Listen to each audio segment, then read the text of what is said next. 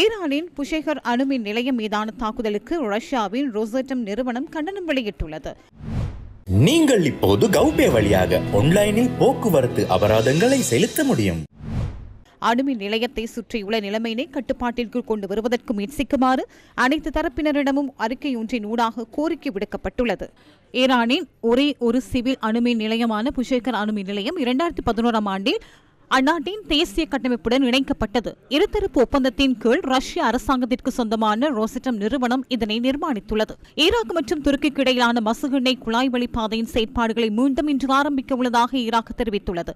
10 ஆண்டுகளுக்கு மேலாக மூடப்பட்டிருந்த ஈராக்கின் கர்குக் மற்றும் துருக்கியின் செய்ஹானுக்கு இடையேயான மசுகெண்ணெய் குழாய் வழிப்பாதையின் செயற்பாடுகளை மீண்டும் இன்று ஆரம்பிக்க உள்ளதாக ஈராக் தெரிவித்துள்ளது. ஹோமோஸ் நீரிணை மூடப்பட்டதை தொடர்ந்து கடந்த சில நாட்களாக ஈராக் குறித்த குழாய் வழிப்பாதையை மீண்டும் செயற்பாட்டிற்கு கொண்டு வரும் பணியில் ஈடுபட்டு வந்தது. குழாய் வழிப்பாதையின் மொத்த நீளம் 960 கிலோமீட்டர்களாகும். தீவிரவாதிகளின் தாக்குதல்களை எதிர்கொண்டு ஈராக் தமது செயற்பாடுகளை கைவிட்டிருந்தது.